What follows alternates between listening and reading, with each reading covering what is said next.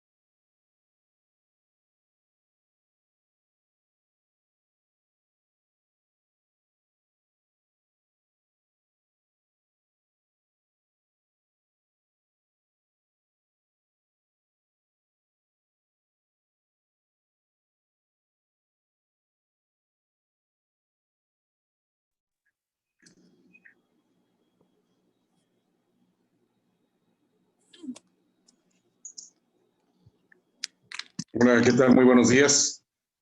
Les doy la bienvenida a esta sesión del martes 1 de septiembre respecto al cohousing, el fenómeno del cohousing, y doy la bienvenida para que nos hable sobre este tema a Emanuel Giorgi. Él es profesor de la Escuela de Arquitectura, Arte y Diseño del Tecnológico de Monterrey en Chihuahua. Desarrolla actividades de docencia e investigación sobre los temas de comunidades y desarrollo territorial sustentable.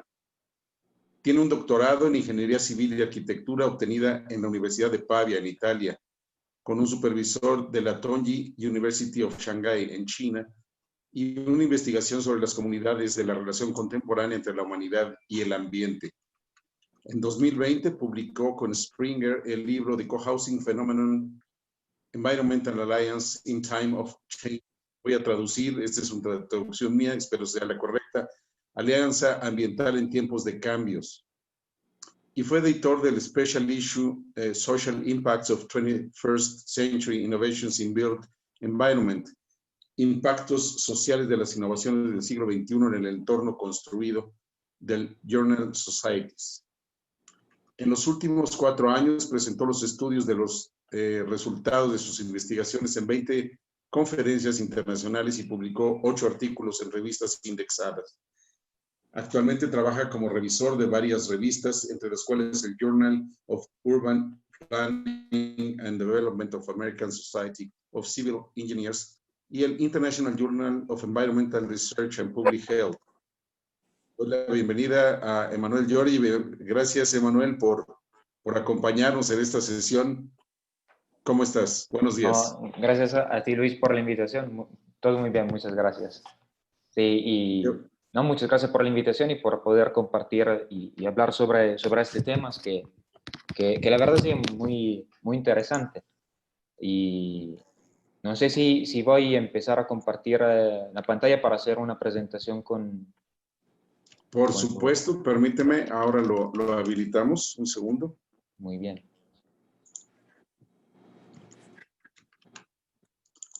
Un segundo nomás, que aquí de repente la computadora nos hace algunas jugadas un poco curiosas. Ya está. Vamos a ver, aquí. Por cierto, voy a aprovechar para comentar mientras comparto esto. voy a aprovechar para comentar que estamos transmitiendo de manera simultánea por este medio y por Facebook Live también. Entonces, aquí está. Ahora ya, un segundo. Y así que si tienen preguntas, si tienen algún comentario que hacer, sea bienvenido. A ver, ¿dónde te doy? Aquí está. Me parece que ya puedes transmitir, compartir tu pantalla, Manuel, si me haces favor. Muy bien. Entonces, aquí empezamos. Esta es una presentación para ver de aportar unos de los temas como principales de cuando hablamos de cohousing o de vivir en manera compartida, pero también para dedicar un poquito de espacios al final por si salen más dudas o comentarios así para poder hablar de más temas, ¿no?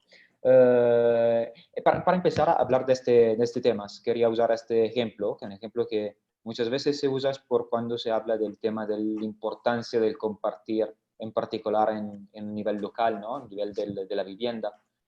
Y este ejemplo sale de una investigación que hicieron en Estados Unidos hace unos años, donde vieron cuántos de verdad se usa, cuánta es la vida media de un taladro como este, ¿no? Este es un taladro que básicamente todo el mundo tiene en la casa, ¿no? Por lo menos en una familia tienen más o menos un taladro, ¿no? Y tiene el taladro un motor que puede trabajar por alrededor de unas 1000 horas, ¿no? Y nada más que este estudio preguntó y vio cuántos en la realidad este taladro sirve en su vida. Y vieron que en la realidad todo el tiempo que un taladro está taladrando, entonces todo el tiempo que el motor está sirviendo es nada más de 12 o 13 minutos por toda su vida. Entonces, al contrario, a contra de los miles de horas que puede trabajar su motor, los usamos nada más por unos minutos. Y esto es impresionante además si lo pensamos que de hecho todas las familias tienen un taladro así en las casas. Y entonces, con estos ejemplos, ya podemos pensar que si nada va a cambiar en mi vida, si yo en lugar de tener un taladro, lo tengo un taladro con mis vecinos, ¿no? Entonces, en lugar de trabajar por 12 minutos, trabaja por 24 minutos. Y a mí no me va a afectar porque nada me cuesta compartirlo con él. Al mismo tiempo, nada me cuesta compartirlo con todas las personas que viven en mi fraccionamiento o mi colonia. ¿Por qué? Porque en toda forma no lo estoy usando tanto cuanto lo podría usar, pero es algo que todo el mundo tiene en la casa.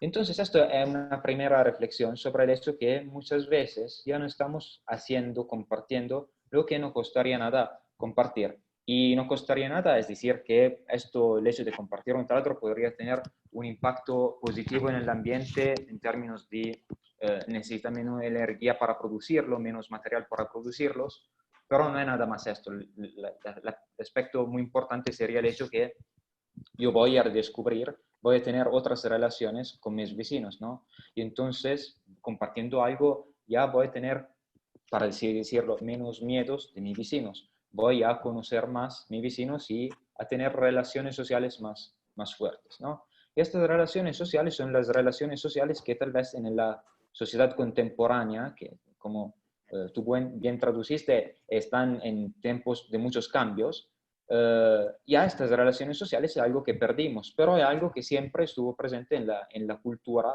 de la vivienda de todo el mundo. Aquí les puse unos ejemplos, ¿no? Vamos a hacer unos cursos históricos y geográficos de unas de estas viviendas compartidas. Esto, por ejemplo, son los Tulou en China, en la parte meridional de la China, en el Fujian, y son edificios extremadamente bonitos y trabajan de manera compartida, es decir, cada uno de este edificio que es circular o más raro que sean cuadrados, sirve a hospitar la vida de una comunidad, de un clan y de una familia. Y de manera para protegerse desde el ambiente exterior. De hecho, aquí tenemos pocas ventanas y los muros están muy gruesos y muy fuertes. Y protegerse desde el exterior, pero trabajando muchísimo con el exterior, con el contexto, con el paisaje, trabajando y produciendo paisaje, ¿no? Entonces eran viviendas compartidas, aquí hay unas fotos más de una imagen más de cómo trabaja el edificio en el corte o en la planta. Entonces hay todas estas rabanadas, ¿no? Cada rabanada es de una familia. La familia tiene una rabanada y todos los pisos. Entonces en la parte de abajo hay como algo para almacenar, la cocina y poco a la vez se sube con otras actividades. Pero cada quien tiene su espacio. Y también el líder del clan tiene su mismo espacio que es del mismo tamaño de los demás. Entonces, muy ecua como habitación. En la parte central hay espacios compartidos. Entonces, es algo que siempre existió, ¿no? Esto de la vivir compartido en China, o algo mucho más reciente son los ejemplos de los kibbutz o los kibbutzim en Israel al inicio del siglo XX, estos con judíos rusos que migraron a Israel para aquí producir, para aquí instalar estos asentamientos, que básicamente son algo así, son ciudades compartidas, pueblos compartidos en el desierto, ¿no? Y aquí era muy fuerte la idea de compartir, se compartía muchísimo, hasta la educación de los hijos era compartida, el dinero era dinero la mayoría común, y después se fue evolucionando esta tipología de vivienda, de pueblos, hasta reduciendo mucho estos temas del compartir. Pero también en Europa, este es el caso del norte de Italia, es la cascina. La cascina este elemento, este edificio, este asentamiento adentro del campo rural, donde se combina la producción agrícola y el vivir compartido. Y entonces esto es una tipología que después llega con los españoles aquí a México y combinándose con el calpulli, Maya llega a ser la hacienda básicamente. Y esta es la idea, ¿no? Entonces hay partes de vivienda que se juntan muy bien con la parte de producción agrícola, una parte más del dueño, la parte más señoril de la construcción, pero vida compartida. O también aquí en el norte de África, los Matmata, este es un pueblo que se está excavado por debajo de la tierra, ¿no? Entonces en el desierto se ven estos hoyos y dentro de los hoyos esta cuerte, esos courtyard, donde hay las viviendas de las personas que viven aquí dentro compartiendo. Esto por razones principalmente de seguridad y después también por facilitar la vida en el desierto. En el sur de África, con los Zulú, hay Lumusi o el Kral. Aquí también es una vivienda compartida, ¿no? Es muy importante vivir compartido para razón de defensa, para defender, por ejemplo, aquí las vacas estaban en el recinto central por ser tan importantes, ¿no? Entonces, para protección hacia el exterior, hacia los enemigos, aquí se vivía en estos asentamientos, compartiendo básicamente todo, espacios, actividades, tiempos, cómputos de producción, así. O ahora otro ejemplo aquí de Chihuahua, de la Sierra Tarahumara, los asentamientos rarámuri.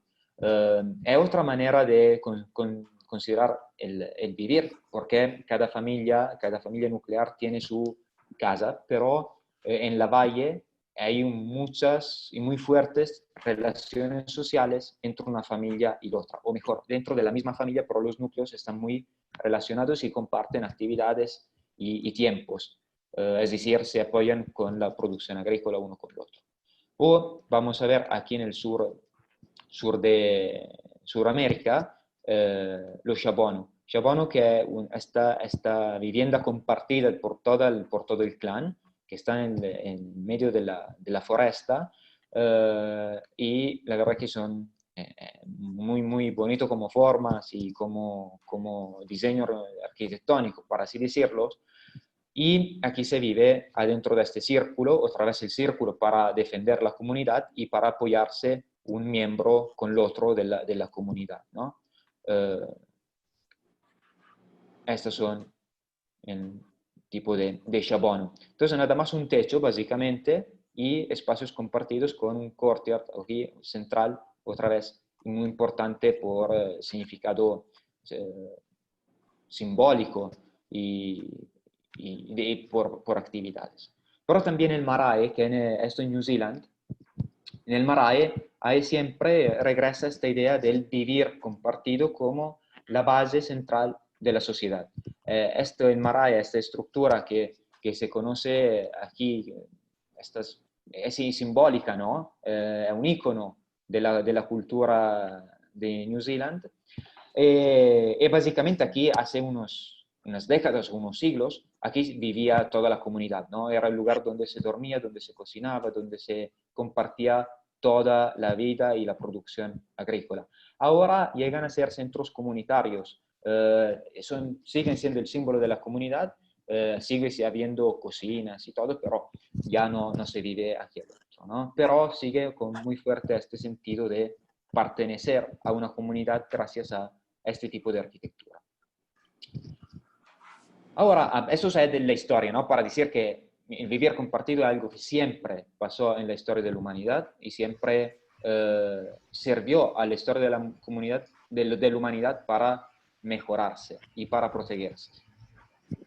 Hay también unas otras formas que la arquitectura, el diseño arquitectónico tiene ahora para crear comunidad.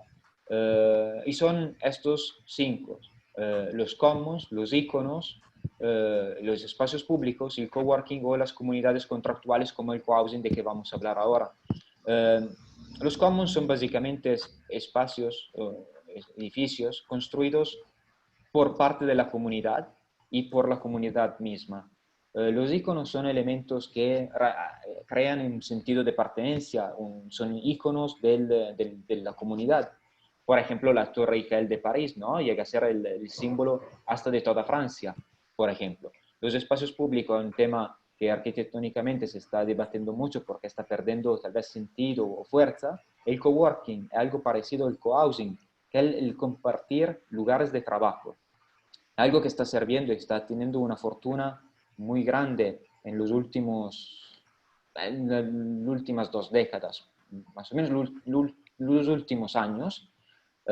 Y estas comunidades contractuales, que las que vamos a ver en específico, el cohousing. ¿Por qué se llaman comunidades contractuales? Porque a la base de todo el vivir compartido, ahora sí necesitamos como haber un contrato, haber unas reglas, haber un agreement de cómo gestionarse y cómo gestionar la comunidad, que es un aspecto muy, muy importante. Adentro de estas comunidades contractuales, la más importante o la más relevantes, ahora lo podemos considerar como el cohousing, el cohousing que recupera esta idea del vivir compartido, compartiendo tiempo, actividades que siempre estuvo en la historia de la humanidad y se empezó a retomar en los últimos años, en las últimas décadas, aquí sí podemos decir sin problemas décadas, desde el norte de Europa.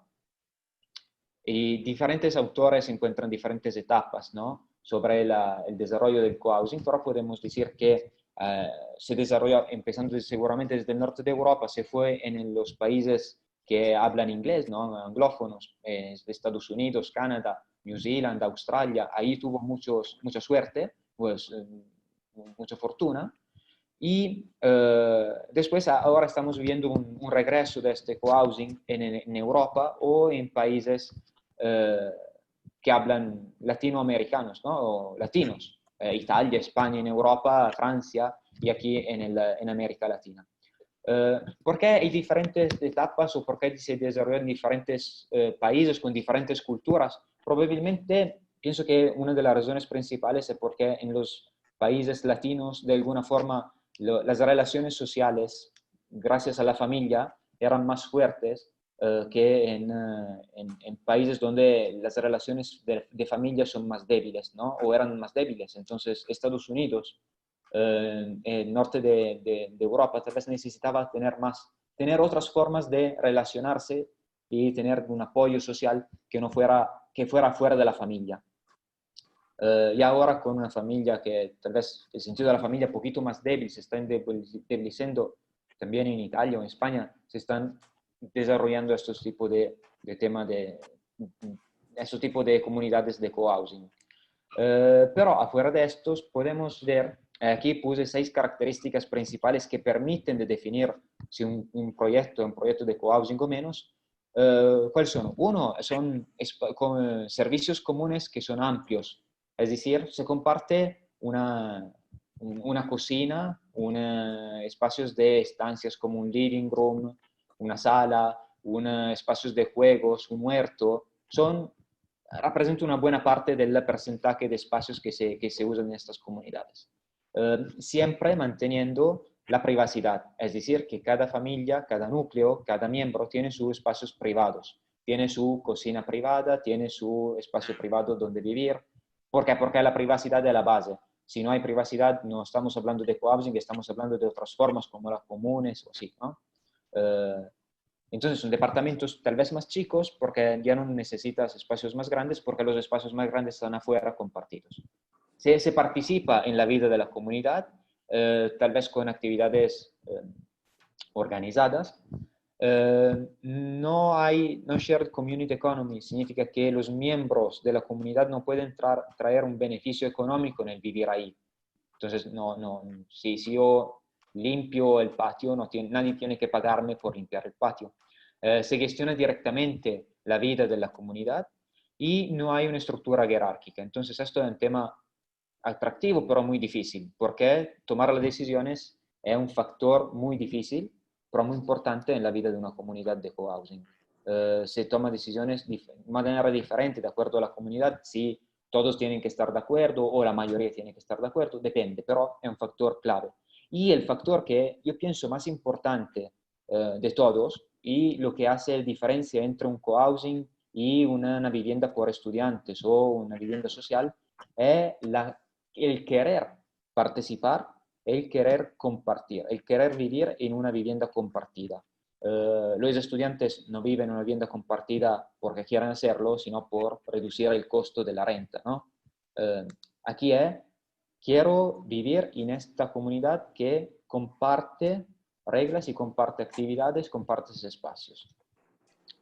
Hay también unas características, las voy a pasar rápidamente, nada más para hablarla rápidamente, después vamos a ver 3 casos para verlos más en detalles. Pero en términos de comunidad, se comparten los conocimientos, ¿no? Un miembro con el otro es enriquecedora esta experiencia porque se comparten conocimientos, hay un senso de seguridad, se colabora adentro de la misma comunidad, se comparten comidas y cenas, hay este factor de decisión, de toma de decisiones que ya hablamos.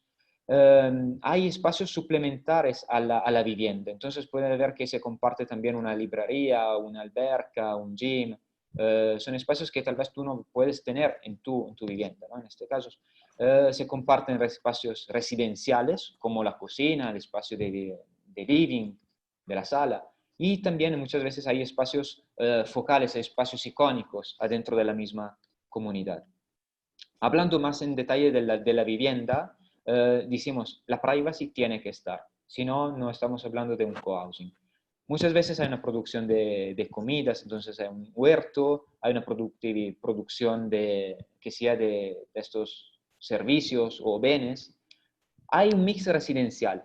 ¿Qué significa? Significa que una característica que muchos tienen es que no tienen que ser todos los miembros tienen que ser del mismo entradas económicas o de la misma edad o de la misma proveniencia. El mix puede ser, es enriquecedor. Muchas veces, hablando siempre de la vivienda, se construye sola. Es los miembros de las comunidades que la van a construir o que la desarrollan. Y hablando en términos del diseño, esto es un tema muy importante, lo vamos a hablar rápidamente también al final. Perdón. Pero el trabajo del arquitecto haciendo un proyecto de cohousing cambia totalmente, porque no es nada más quien diseña escuchando el cliente, sino tiene que poner de acuerdo todos los clientes. Entonces es un trabajo mucho más difícil. Y el tema del diseño participativo es muy, muy complejo. Pero también muchas veces cuando se habla de diseño, se habla del reuso de espacios. O sea, muchas comunidades van a reusar o reactivar espacios urbanos o edificios que ya existen. Es un espacio muy flexible porque cuando cambian el miembro de las comunidades, los espacios tienen que adaptarse a las nuevas necesidades y muchas veces es el tema de la sustentabilidad, un tema clave en el diseñar una comunidad de cohousing. El último grande tema es el tema del contexto. Es decir, que muchas veces estas comunidades llegan en un contexto y modifican, mejoran e innovan el contexto. ¿Cómo? Creando identidad, innovando, llevando otras actividades que antes no existían, integrándose con el contexto y haciendo el contexto participe de la vida de la comunidad. Y en muchos casos de estas comunidades hay espacios como esta sala de juntas o una sala de living que se abre a la comunidad. Hay asociaciones del contexto que quieren participar y quieren usar espacios y pueden usarlos. Esas son entonces las características principales. Para verlas un poquito más en detalles, vamos a ver tres casos. Son tres casos muy diferentes uno con el otro. Y el primero que vamos a ver se llama número 0, es el primer caso de cohousing en Italia y es un caso urbano. Se encuentra aquí en el norte de Italia, en Turín, donde es la Fiat, ¿no? Es una ciudad grande, industrial. En el centro de la ciudad, en frente de la plaza más grande, del mercado más grande abierto de Europa, así dicen, hay este edificio número 0 que ya existía y lo regeneraron. Lo vamos a ver rápidamente. Es este el edificio antes del proyecto y la comunidad decidió de comprar el edificio y de trabajar con unos arquitectos para regenerar el edificio y hacer el cohousing. Entonces, por ejemplo, ¿qué hace? Ahora que estábamos hablando de contexto, ya una barda como esta deciden de destruirla y regresar a la situación inicial, entonces para abrirse hacia el contexto, y aquí va a ser la nueva barda, y aquí son unos de los dibujos que se encuentran en internet, ¿no? Lo que pude encontrar, pero para explicar más o menos cómo sirven. Hay unos espacios que son estos amarillos, que son espacios compartidos, por ejemplo, la terraza o unas salas de encuentro y así, y espacios privados o de servicios. Y entonces, aquí como un Tetris, ¿no? En que los arquitectos intentaron de combinar espacios privados y espacios compartidos con momentos de diseño participado. Entonces, los arquitectos que eran miembros de la comunidad empezaron a hacer dibujos, empezó a hacer la construcción. Como dije, en este caso son los mismos miembros de la comunidad que se pusieron a construir, ¿no? Juntos con una empresa de constructora, con materiales sustentables. Aquí, por ejemplo, en lugar de la pintura se usan como tierra y esta es una persona que vive ahí. Y esta es la comunidad con estos espacios compartidos. ¿A qué se comparte aquí? Se comparten muchas veces las comidas y entonces unas veces a semana hay cenas compartidas. O otros espacios. Estos son los espacios de departamentos privados, ¿no? Entonces, como pueden ver, son muy tradicionales, son como los departamentos de una casa normal, sino que se comparten otros espacios para esta idea de tener lugares donde se pueden compartir y vivir. Esto, al contrario, es un espacio de Airbnb, algo parecido a un Airbnb, ¿no? Como si fuera una cámara de hotel, por tener también una producción económica de servicios para la comunidad. Otro ejemplo es totalmente diferente del Terra, está en Canadá, en frente de Vancouver, en una isla, Bowen Island, y es totalmente diferente el contexto, es un contexto forestal, estamos dentro de una foresta, pero los miembros de las comunidades dicen, sí, estamos dentro de una foresta, pero nosotros en 20 minutos caminando, 3 minutos manejando, llegamos al puerto y en 20 minutos llegamos a Vancouver. Entonces, en una media hora uno puede estar ya en Vancouver viviendo en este contexto forestal. Y aquí es el mapa de esta comunidad, que se desarrolla de manera diferente. Ya no hay edificios, sino son muchos edificios. Los rosas son edificios privados y los naranjas son edificios compartidos. Lo vamos a ver más en detalles, pero aquí vemos también que en corto se ven los diferentes edificios, cómo se desarrollan en la inclinación de la montaña. Y en este caso, aquí tenemos el edificio común, el edificio compartido, que es este aquí naranja. ¿Y cuáles actividades tiene dentro? Una planta baja tiene espacios por huéspedes, espacios multifuncional, un espacio de juegos para niños, y en la parte de arriba tiene esta gran cocina, una sala comedor y una parte de lounge, de sala, ¿no? Para convivir también al interior como al exterior. Entonces aquí se pueden ver cómo la idea de compartir, tener espacios para compartir, para discutir, para compartir actividades con los demás miembros de la comunidad es muy, muy relevante. Además hay dos espacios que son estos aquí naranjas de workshop y una parte de huertos o de invernadero, ¿sí? Para la producción.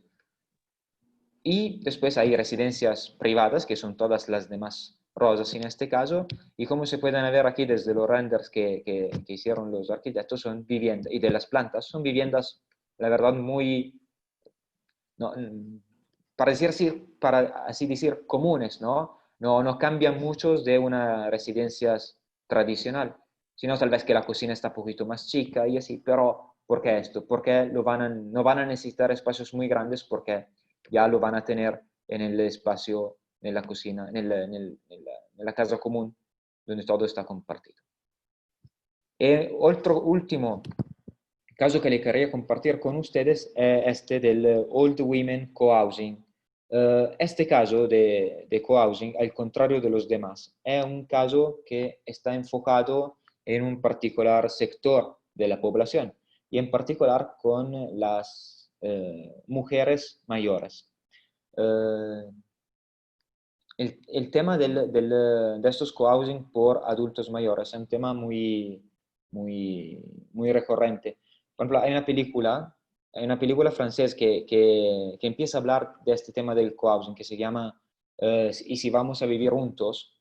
Que cuenta la historia básicamente de dos parejas que empiezan a ser mayores, encuentran las necesidades de apoyarse una con la otra y deciden de ir a vivir en un co-housing relativamente sencillo. Son nada más dos núcleos familiares que se van a juntar, pero en un espacio compartidos para un apoyo recíproco de uno con el otro. Y en este caso estamos cerca de Londres, a Barnet. Y en este caso es similar, pero mucho más grande el fenómeno. Es decir, se creó una asociación de personas mayores, mujeres mayores, que decidieron de decir, que dijeron de vamos a vivir juntos, vamos a compartir la vivienda. ¿Por qué? Porque esto nos puede traer beneficio a todas. Entonces, ¿qué hicieron? Antes que todos crearon una asociación, crearon reglamentos, crearon reglas y ideas, ¿no? Goals para compartir y encontraron este lote existente, lo regeneraron gracias al apoyo de arquitectos y llegaron a construir el cohousing que vamos a ver ahora.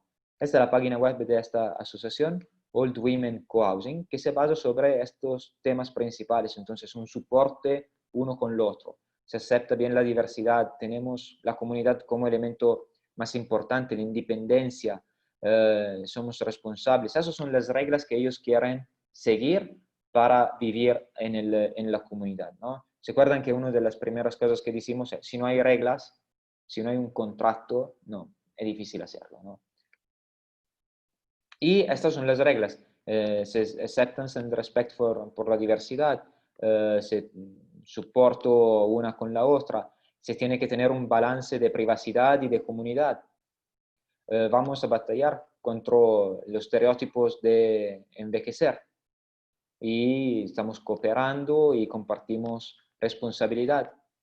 Nos tenemos jerarquías, nos tomamos un cargo del medio ambiente y esto ya les dije, es un tema que regresa muchas veces, si no todas las veces que hablamos de un co-housing, y ser parte de una comunidad más amplia de soporte, básicamente. Entonces, aquí vamos a ver rápidamente las plantas arquitectónicas del edificio. Aquí también con espacios rosas, que son los espacios privados, y los naranjas, que son los compartidos. En la planta baja se comparte mucho más. Aquí nada más puse los espacios interiores, pero todo el jardín, o aquí el landscape, el jardín de paisaje, con una sala más privada, como si fuera una sala de té, ¿no? Aquí son espacios todos compartidos, más los espacios privados estos rosas. En los pisos superiores hay más de estos espacios privados, y los espacios compartidos en estos casos son un espacio, un meeting room, un espacio de encuentro, hay boxes privados, hay una cocina y lugares entonces donde se puede, el comedor donde se puede compartir actividades, tiempos y así, y un espacio de guest room por los huéspedes. Esto es algo que siempre regresa en estos temas. También porque a veces pensamos de necesitar adentro de nuestra casa un espacio para huéspedes, pero la verdad es que pocas veces se usa, entonces si lo podemos compartir con los demás, no hay ningún problema, ¿verdad? Entonces, espacios para huéspedes siempre muy, muy presente, y en este caso vamos a ver departamentos privados, en este caso con 3 recámaras. Aquí los departamentos están compartidos entre más mujeres, o en este caso más, eh, con nada más 2 cámaras, o otro caso, aquí son tal vez más interesante, esto es una cámara, una recámara, es un departamento con una recámara nada más, pero con la oportunidad de, por ejemplo, aquí dividir el living room en 2 partes, por si alguien viene a hacer visita, ¿no? Entonces, siempre considerando el hecho que es un complejo por mujeres mayores, se piensan en estos aspectos de apoyo recíproco, ¿no? O de visitas más privadas, donde no se van a usar los guest rooms. Y esos otros departamentos. Entonces, esos eran los 3 proyectos que quería compartir con ustedes. Uno más urbano, uno más rural o hasta forestal, y diverso porque hay una casa en común y diferentes casas privadas. Y el último, que es diferente de los demás porque se está hablando de una parte específica, ¿no?, de la población, en particular las mujeres mayores. Adentro de este tema, de los proyectos, pero que hay dos elementos que me parecen muy interesantes considerándolo al día de hoy.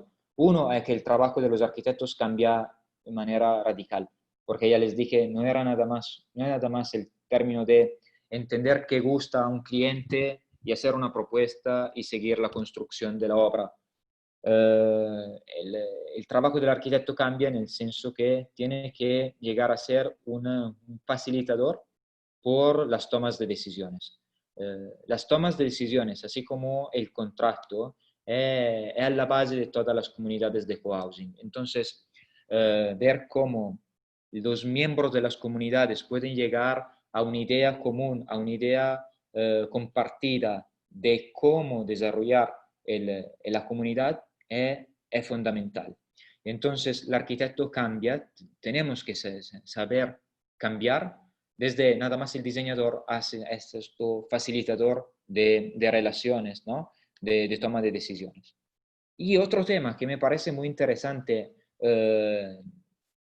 y que permitió el desarrollo del cohousing en Italia, por ejemplo, es que el cohousing da una respuesta muy clara y muy positiva al mercado de las construcciones. Porque hace unos años, con la crisis del 2008, el mercado de la construcción se encontró a un problema muy grave, que era: yo estoy construyendo muchos edificios, muchas viviendas, pero estas viviendas se quedaron vacías. Entonces no había clientes que iban a comprar la inversión hecha por las constructoras. Entonces, las constructoras se están acercando a este tema del cohousing porque, por su parte, ellos ya saben que van a tener clientes, porque el crear la comunidad es anterior al construir el espacio de vivienda.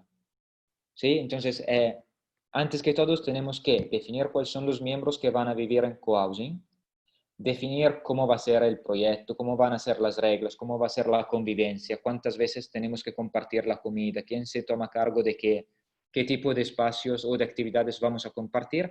Y una vez que se resuelven todos estos problemas, y no siempre se resuelven, porque muchas veces empiezan las comunidades así y llegan a fracasar, ¿no? Entonces, de hecho que una comunidad llegue a construirse no es tan seguro. Pero cuando se llega a construir, ya la constructora ya sabes que ahí tienes los clientes, ¿no? Entonces, esto permitió que la constructora, el mundo de las construcciones, se acercó a este tema, desarrollándolo, ¿no? Porque otro tema es que, por ejemplo, en Italia, hablando de cohousing, ya el cohousing no se desarrolló mucho anteriormente porque había muy fuerte una idea, se relacionaba mucho con una idea política, ¿no? De alguna forma. Desde las comunes o la experiencia de las comunes de los años 60, 70 y 80, la idea de compartir algo era, era una fuerte connotación política, ¿no? Y entonces nos tomó mucho, como que se veía raro, o si participo en un cohousing, me declaro políticamente, ¿no? Entonces no tuvo mucha suerte en países como Italia. Pero por el hecho que ahora esto ya se está perdiendo y la construcción empuja este fenómeno, ya entonces se está desarrollando un poquito más. En Italia, por ejemplo, y después vamos a concluir, pero en Italia, por ejemplo, hay dos. Digo en Italia porque es el caso que conozco más y porque representa bien esto. En una parte se desarrollaba, donde había muy fuerte la presencia de cooperativas, se desarrollaba esta vivienda compartida de manera espontánea. El cohousing se desarrolló de manera espontánea. En el otro caso, donde no había esta idea de compartir o de cooperativas, ahí fueron las constructoras que iban a empujar mucho a este proceso, ¿no? Esta es la presentación. Intenté de estar en estos 40 minutos. Y de estos temas del cohousing, en marzo salió este libro que escribí sobre el fenómeno del cohousing, la alianza ambiental en tiempo de crisis por Springer. Y aquí les dejo mi correo por si alguien quiere escribir, tiene duda o están interesados en el tema. Me permito hacer un último comentario en estos del por qué el título aquí, Environmental Alliance in Times of Changes, porque lo que pienso, la tesis que tengo de estas investigaciones, es que el redescubrir estas relaciones sociales, un apoyo de la parte de la comunidad, nos permite de rellevar el hombre, ¿no? La humanidad al centro del tema social, del desarrollo. Ahora, en estos times of changes, significa que siempre más la tecnología está tomando relevancia dentro del desarrollo de la sociedad y muchas veces tan impactante el progreso tecnológico que nosotros ni podemos pensar a cómo tomar decisiones, ¿no? Es la tecnología que nos toma muchas veces las decisiones. Y esto llevó a perder una relación, una alianza que la humanidad tenía con el medio ambiente, ¿no? Una alianza muy balanceada, como vimos en los primeros ejemplos. Entonces, con todo esto que está cambiando, entonces toda esta sociedad que está revolucionándose de manera positiva y negativa, pero a veces perdemos como un punto de referencia, ¿no? Y el retomar en cuenta este tema del cohousing o de este tema de la comunidad nos puede ayudar mucho a tener puntos de referencias adentro durante estos momentos que se están cambiando rápidamente. Una última observación, y después ya me prometo que termino, pero ahora con el coronavirus, por ejemplo, que el tema de la vivienda cambió o fue impactado radicalmente, porque yo nunca viví tanto tiempo en mi casa como en estos periodos, ¿no? Entonces tenemos que estar adentro. Los espacios de la casa se cambiaron porque una recámara llega a ser también una oficina o el comedor llega a ser una escuela por los niños. Entonces cambia el tema de la casa, cambian la capacidad de relacionarse con amigos, con familiares y así por el tema de la contingencia.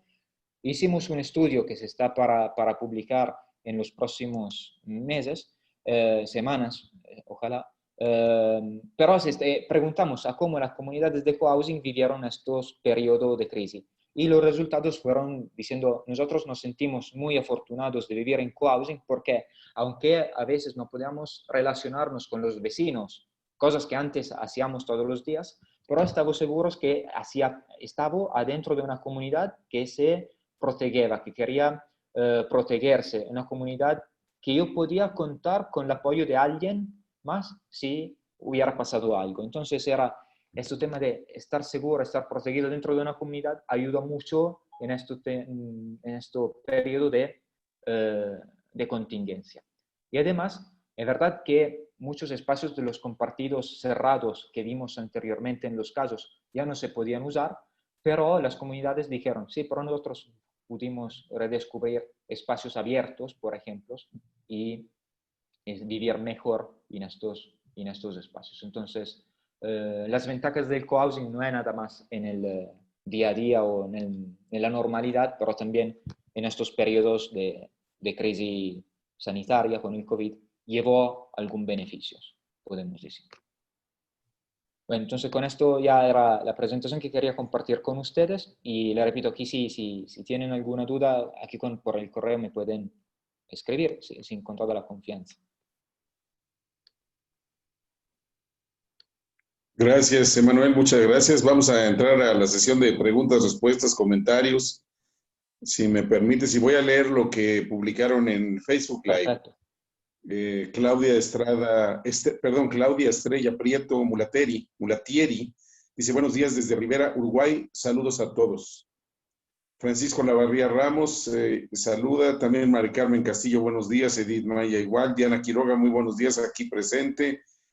MT Espinosa de los Monteros Cervantes también saluda, Lulú Nápoles Lozano, buen día, Edith Zurita, buenos días. Adultos mayores Jubilare, qué gusto estar con ustedes. Julio Vicente Pérez Infante, buen día. Belinda, Rose Soriano, todos dicen buenos días. Guillermo Galindo pregunta algo que comentar con el tema del COVID-19, ¿cómo aplica? Bueno, lo acabas de mencionar al final de tu presentación, esto de vivir en la comunidad ciertamente se vuelve más fácil paliar porque no está uno solo, está uno en comunidad, encerrado, pero en comunidad. Exactamente. Y la cosa que a mí me parece muy interesante es que creándose un sentido de comunidad, tú te sientes más seguro, ¿no? Más protegido. Entonces esto me parece unas cosas muy relevantes. Claro. Mijot, buenos días, muy interesante. Gracias, Diana Quiroga. Buen día. ¿Cómo se puede integrar el cohousing en México? ¿Qué avances hay? Mira, de lo que yo encontré, hay nada más como una comunidad de cohousing en Jalisco, cerca de Guadalajara, o sea, al lago que está cerca de Guadalajara, ¿no? Y esta comunidad es básicamente un proyecto desarrollado por una constructora en este caso, donde se comparten espacios compartidos con una casa, con también albercas comunes, ¿no? Y espacios privados. En México pienso que hay o en México, digo en México por Estados Unidos también, ¿no? Muchas veces hay desarrollo urbano, se desarrolla con los fraccionamientos. Y una pregunta que muchas veces pasa es, ¿cuál es la diferencia entre un fraccionamiento y un cohousing, ¿no? A veces hay fraccionamientos donde compartes no nada más el parque, pero compartes tal vez o una alberca, o un gym, o un espacio en común. Bien, son dos los temas principales. El primero es que en el cohousing se comparten también actividades y de alguna forma estás comprometido en participar en actividades porque quieres. Y el segundo tema es porque quieres. ¿Sí? Uno es, estás comprometido en participar y el otro es, quiero participar, quiero vivir en un espacio donde comparto mi tiempo, comparto mis capacidades, habilidades, comparto mis skills, comparto espacios con alguien más. A esto alguien más, además, lo voy a escoger. No voy a compartir o estar en una comunidad con personas que no conozco o con quien no me llevo bien, porque si no me llevo bien y tengo que compartir la cena o la comida por lo menos una vez a la semana, ya fracasa, ¿no? Entonces son estos los temas. En México, ¿qué posibilidad hay? Pienso que hay muchas. Hay muchas ganas, por lo que yo escuché también en otras conferencias o así, de decir, ¿por qué no lo estamos haciendo aquí en México? Pero se puede hacer. Es un proceso que toma tiempo, un proceso que lleva a decir, antes que todo tenemos que decir quién crea esta comunidad, quién son los miembros de la comunidad, y después se puede crear, ¿no? Se puede empezar con los espacios así. Y otro tema es, siendo que hay muchos fraccionamientos así, no es de hecho que el cohousing sea nada más como una referencia donde podemos tomar buenas prácticas y llevarlas a una vivienda o complejos residenciales tradicionales. Es decir, no lo convertimos en cohousing, pero convertimos algunos aspectos que son positivos en el cohousing, lo convertimos y lo llevamos en viviendas tradicionales para ver cómo podemos traer beneficios también. A ver, Emanuel, yo tengo aquí una inquietud porque he buscado sobre este tema desde hace tiempo, ya tengo años buscando sobre el tema y he encontrado que hay distintos modelos de cohousing en el mundo. De hecho, Sí. nació en 1970, pareciera que esta es una cuestión de hoy o de hace un año, de hace 5, y no, tiene 50 años en todo el mundo. Nació, y lo que yo he investigado con distintos modelos, desde el modelo en que creo que fue en Suecia, el gobierno te compra tu casa cuando ya se fueron tus hijos, a cambio de eso te da un espacio en un cohousing del cual te vuelves propietario y te da una renta con la diferencia del valor de tu casa al valor de la suite o del cohousing que estás habitando, y ahí pasas, dijéramos, tus últimos años de vida. Hay cohousing, cuando menos así lo he encontrado, que hay hasta para jóvenes, familias jóvenes con hijos pequeños, y ellos tienen esta vivienda colaborativa también en donde comparten esos espacios que dijiste, desde la cocina, la sala, la estancia, un salón de reuniones, el gimnasio, el jardín, en fin. Pero ¿hasta dónde sí uno es un cohousing, si es uno el dueño o parcialmente dueño, o hasta dónde es un cohousing o deja de serlo si es un espacio rentado donde recibe el servicio como de una residencia para adultos mayores? Mira, hay, como tú dijiste, hay diferentes tipos, ¿no? Y se define dentro, el cohousing dentro de este mundo de las comunidades contractuales, donde hay este contrato. El contrato en particular se basa en el término de la propiedad. ¿Quién es el propietario, no? Muchos de los casos, cuando de las comunidades, la mayoría trabaja con el hecho que tú que quieres participar en el cohousing, compras tu casa y el porcentaje del espacio es compartido. Entonces, esto es el paquete que se vende, ¿no? Es este. O hay otros donde tú compras tu parte más privada y la parte compartida está como si fuera un fraccionamiento, en renta, ¿no? Entonces hay un aporte mensual o anual para la gestión y para la renta por repagar la inversión en la construcción. Entonces son estos. Hay otros, hasta el Old Women Co-Housing. Esto estoy casi seguro, pero no estoy seguro al 100%, que sea como en renta. Entonces allá la asociación hace parte de la asociación y la asociación siendo rentas a la asociación en los espacios, ¿no? Y en este caso, por ejemplo, Old Women Co-Housing, lo puse porque es un caso particular y quería presentarlo a ustedes, pero es muy grande, ¿no?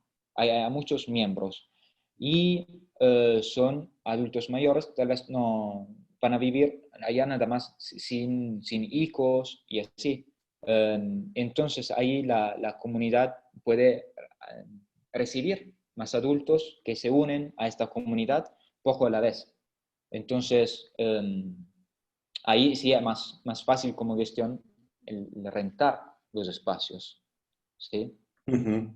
Y, Hay un modelo que conozco que es que se forma una empresa y quien quiere participar compra acciones. Y las acciones le dan beneficios, pero también le dan responsabilidades. Entonces hay una parte entonces que uno es propietario, pero otra parte que uno también es corresponsable de tomar determinadas actividades dentro del cohousing para autoadministrarse, autogestionarse. Sí, exactamente. Sí, sí, sí, una de las características de la autogestión y de la responsabilidad de los miembros hacia la comunidad, ¿no? Sí. Entonces sí son de comprar como acciones. Y, Yo conozco más cohousing en México. De hecho, me vienen a la cabeza dos. En Querétaro hay uno que se llama Las Gardenias. En Ciudad de México hay uno que yo recuerdo que se llama la Casa del Parque. Y ya funcionan o se anuncian como modelo de cohousing. Entonces, pues hay más, en fin, y el modelo a mí me parece muy interesante. Y sí es cierto que muchos modelos, muchos cohousing eh, no han tenido éxito, pero ha habido casos de otros que son muy exitosos y que la vivienda persiste y en el paso del tiempo nos da un ejemplo de que puede funcionar, ¿no? A partir de ese establecimiento de reglas. sí, una vez que se establece y hay reglas, después casi todos son exitosos. ¿Por qué? Porque se encuentran muy bien, muy positiva, ¿no? Como experiencia. Claro. Eh, Edith Maya preguntó también si había cohousing, ya respondimos. Rosario Montes, excelente opción para adultos mayores. Diana Quiroga escribe, es difícil el tema de comunidad en México, pues se tendría que cambiar lo que conocemos como la ciudad como tal, dar más importancia a las ciudades medias por el espacio requerido. Son modelos y cada quien pone sus reglas, ¿no?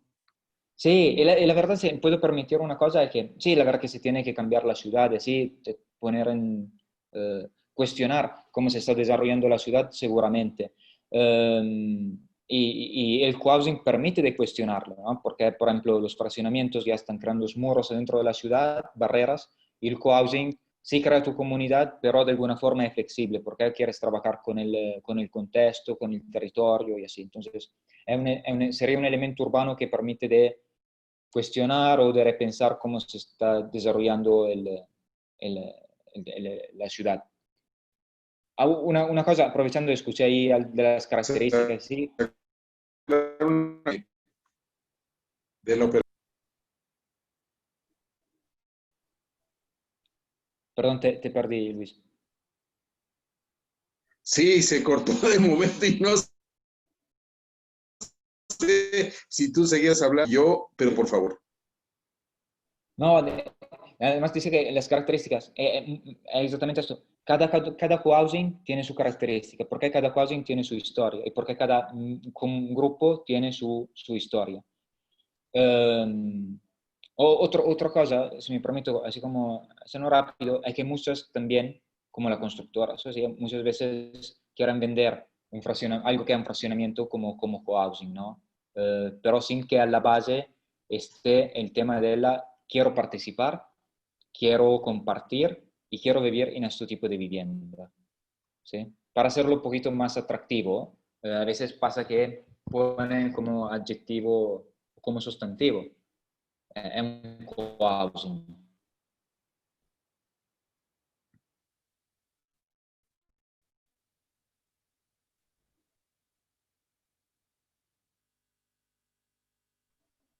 Sí, exactamente.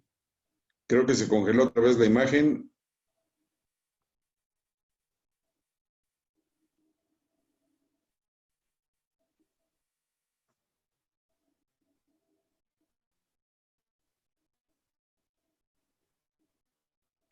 Emanuel, Sí, aquí estoy, perdón que te estoy perdiendo. a ver si estamos en vivo, Emanuel, si te recupero la imagen, porque congeló.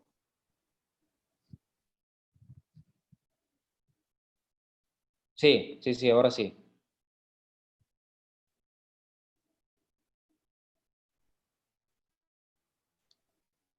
Sí, se va y si regresa la imagen, ¿verdad? Y la señal. Sí. Pero Ya, ya ahora estamos sí aquí de te vuelta, veo. me parece. Ah, Sí, sí, perfecto. sí. Bien. Diana Quiroga pregunta si puedes dar el nombre del modelo en Jalisco. Ella está en Guadalajara. Ehm, en Hacienda, ahora le digo. Sí, sí, si quieren pasar, si hay unas preguntas más, le digo bien, que me perdí el nombre.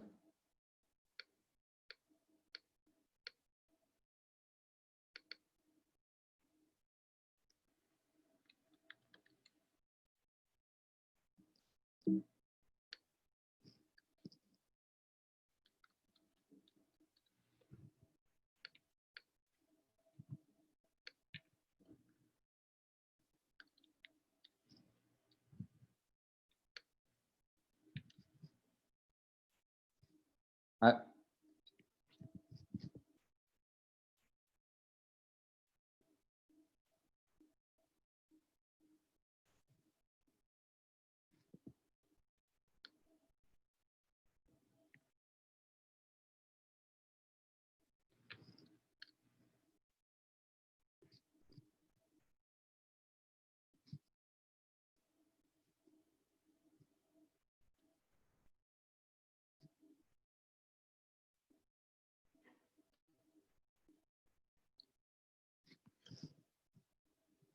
entonces, nada más para comentar esto de Guadalajara en Jalisco, el lago Chapala, que se llama Rancho La Salud.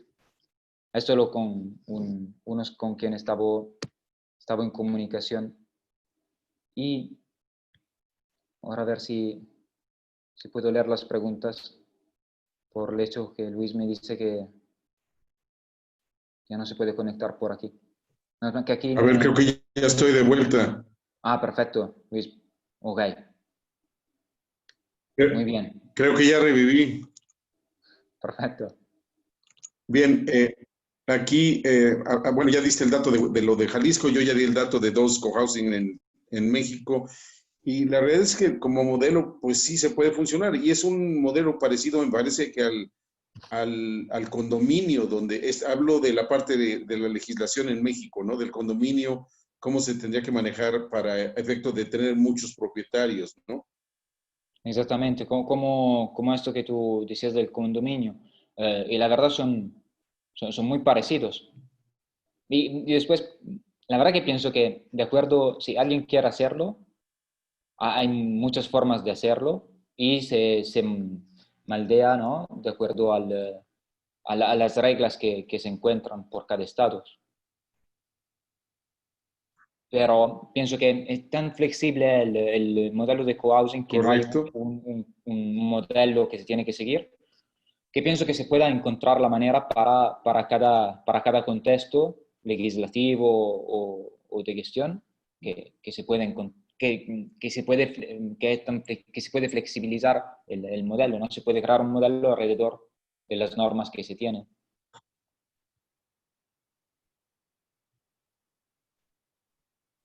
Es mejor tener un cohousing en una ciudad grande, en una ciudad chica, en una zona más bien rural como para descanso. ¿Tienes esta idea de cuál No, sería la pienso, mejor ubicación? no hay, la verdad. Yo pienso que no hay, porque hay casos de cohousing en el centro histórico o en lugares periurbanos, entonces como más de periferia, o en lugares rurales, o lugares totalmente forestales, ¿no? Entonces totalmente perdidos lejos de la ciudad. Y la verdad no hay un cuál es el mejor. El mejor es donde los miembros se encuentran mejor, eh, donde, donde estás feliz. Pero sí, que Sí, cambia, tal claro. vez, Claro, cambia un donde se puede poquito. vivir. Sí, exactamente. Tú escoges el contexto y después de acuerdo al contexto, claramente el cohousing se va a modificar, ¿no? La comunidad, los espacios se modifican. Pero tal vez el arquitecto que te apoya en el proceso te va a ver, te ayuda a ver cómo pueden cambiar los espacios o las relaciones adentro de la comunidad y hacia afuera.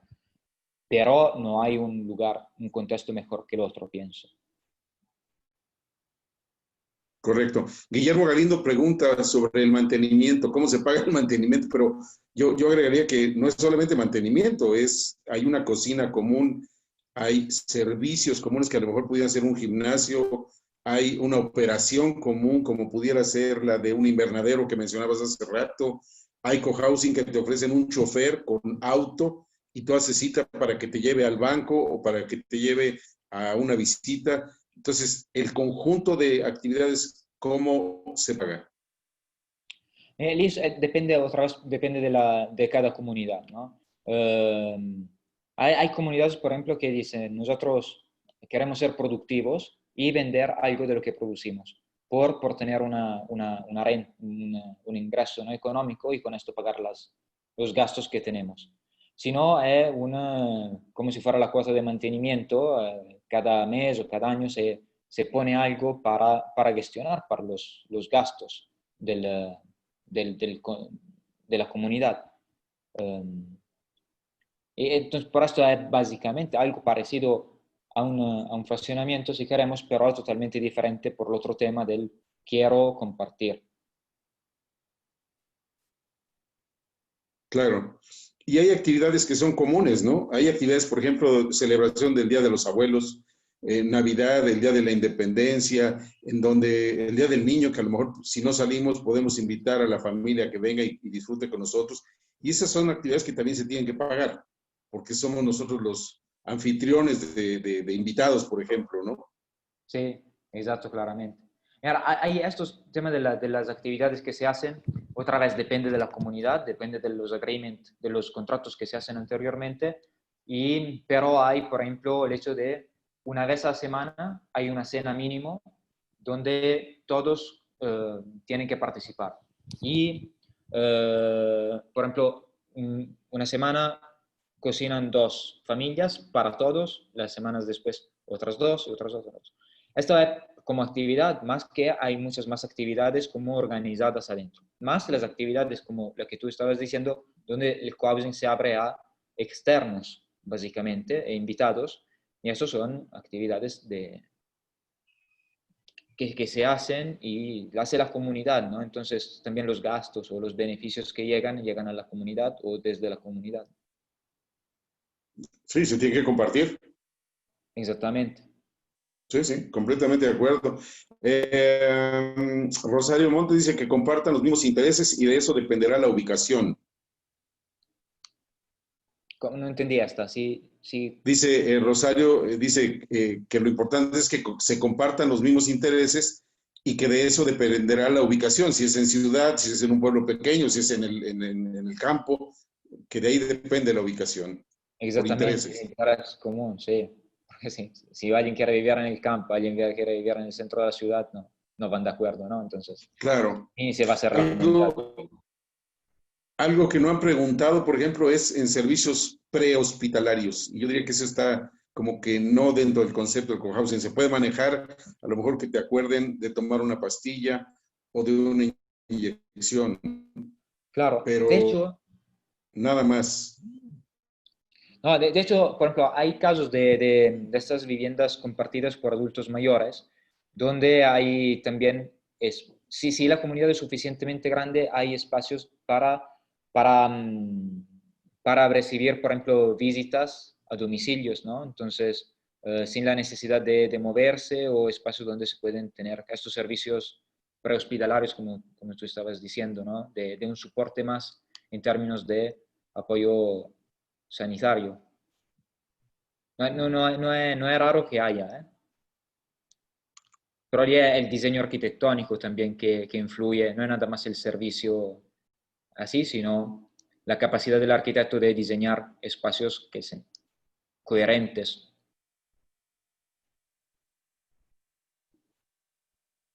Bien.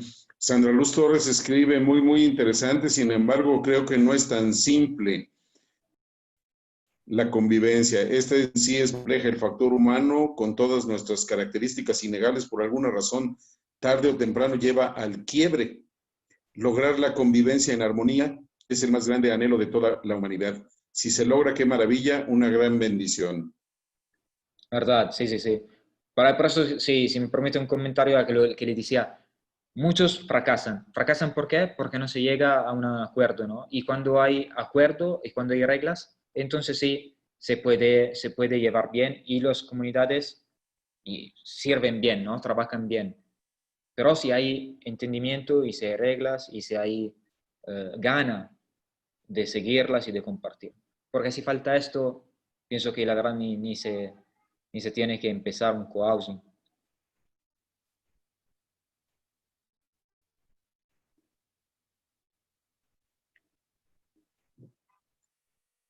Va y viene la señal, pero bueno, aquí trataremos de recuperar la comunicación. ¿Me escuchas, Emanuel?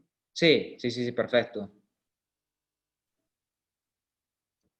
Ah, ya. A ver, y aquí, por ejemplo, hay un dato que me llamó la atención, es que en unos cohousing te piden que lleves, si te vas a instalar ahí, si te vas a hospedar y ya quedar ahí, lleves tu propio mobiliario. Es decir, es tu cama, es un sillón, es tu televisión, es tu almohada, donde tú te sientes cómodo, porque no vas a estar en un lugar más cómodo que con lo tuyo, con lo propio. Exactamente, exactamente. El otro tema muy importante por el cohousing es el compartir, pero tú tienes tu espacio.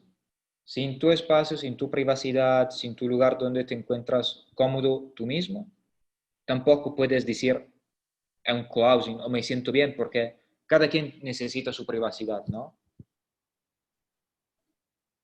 Sí. Supe de alguno que llevas hasta el gato, sí, si es, te permiten llevar hasta tu animal de compañía, si es un animal que permite la interacción, ¿no?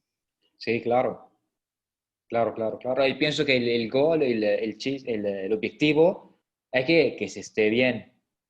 Entonces, el compartir es algo más que te lleva a tu vida como se está teniendo ahora. No es, el compartir no es quitarte algo, es añadir algo más positivo a la vida, con todos los problemas de de ir de acuerdo y así, pero es un plus, no tiene que ser un menos, ¿no? Claro, claro. Y con reglas claras, o sea, creo que lo dijiste muy bien, el principio son las reglas claras. Esto sí se puede, esto no se puede, y de eso eres responsable. Punto, ¿no? Y un mes te tocará hacerte cargo del mantenimiento o un periodo, y otro día te tocará, otro tiempo te tocará hacerte cargo de la cocina o de la seguridad o del aseo, no lo sé, pero cada quien tenemos que poner una parte, hacernos responsables de la parte que nos toca. Exactamente, exactamente.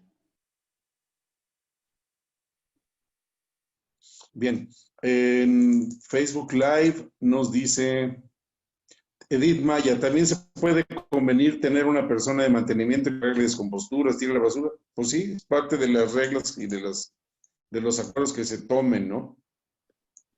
Exactamente, y el chiste sería que, la característica sería que no puedes, nadie del miembro de la comunidad puede ser pagado por hacer trabajo, porque si no se perdería esta paridad entre todos. Entonces sería alguien externo a la comunidad que hace el servicio pagado. Pero si yo lo hago, yo soy miembro de la comunidad, allá no es correcto que yo tenga un pago por hacer un trabajo que es por la comunidad,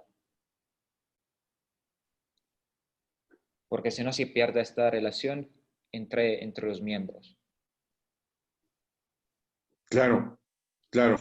Rosario Montes escribe, suena interesante que fijaran un día de estilistas o peluquería, un día de visita médica o de yoga o de juegos de mesa, manualidades. Todo eso sí hay en los cohousing, hay actividades para los adultos mayores. Exactamente, exactamente, sí. Y entonces hay estos que dicen, un día hagamos esto, y entonces todas las personas se sienten parte de una actividad, se sienten parte de la comunidad y tienen el beneficio de este apoyo de alguien que llega y da este servicio.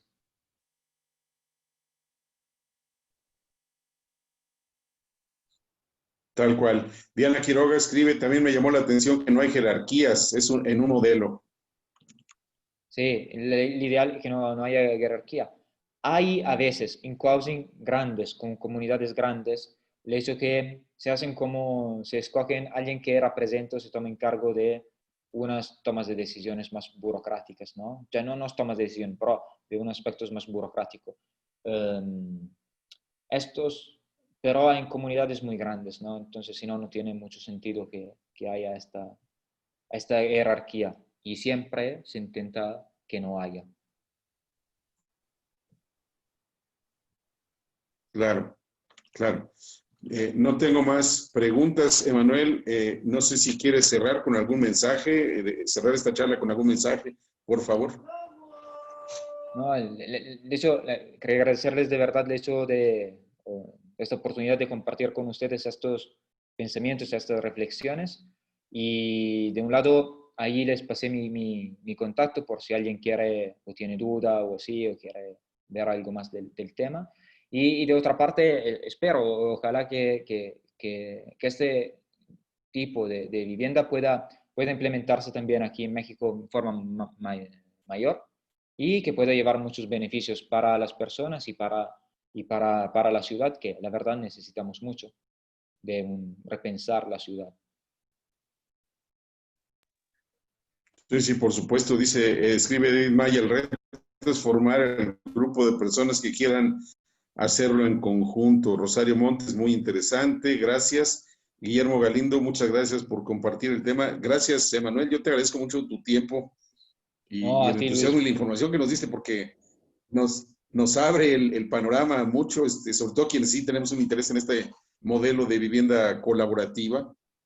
Yo sí creo que es a donde tenemos que un día llegar, o sea, no necesitamos grandes casas cuando ya estamos solos, no necesitamos grandes espacios y sí estar en convivencia con gente además que comparte nuestros gustos, nuestras aficiones, nuestra edad. Exactamente, sí, sí, sí. No se necesita mucho, sino reglas para estar de acuerdo, dar de acuerdo. Claro. Eddie Zurita, muchas gracias por la oportunidad de conocer más sobre el tema. Lulú Nápoles Lozano, muchas gracias. Rosana Gutiérrez, ¿tienen servicios médicos en la comunidad? Uy, qué interesante, gracias. Bueno, no son servicios médicos. Quizá es un poco de asistencia prehospitalaria, pero no son servicios médicos. No son servicios médicos, pero si se necesitan, se ponen, ¿no? Claro, Eso depende de la comunidad, cada quien lo arregla a su gusto, ¿no? A sus necesidades. De lo que yo vi, no hay servicios como esos, pero nadie prohíbe de hacerlos, ¿no? claro, claro. Diana Quiroga, felicidades, excelente tema, gracias, Emanuel. Y Sandra Luz Torres, muchas gracias por compartir, muy buen tema. Este va un cimiento muy interesante, muy claro, y el video se va a quedar grabado aquí en Facebook Live. Lo vamos a compartir también en nuestro canal de YouTube. Gracias, les mando un saludo a todos, que tengan un buen día. Aquí Diana Quiroga dice, muy joven, ¿dónde nació? Ah, en Italia.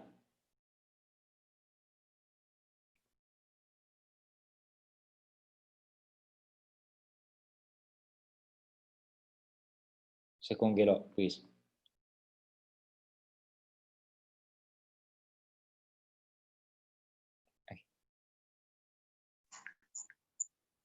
Ya estoy de vuelta, creo.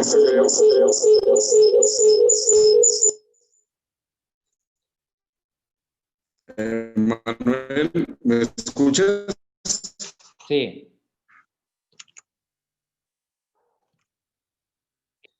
¿Dónde naciste? ¿En dónde naciste? Pregunta En Italia, Diana. norte de Italia. ¿En qué parte de Italia? ¿Y quieres saber?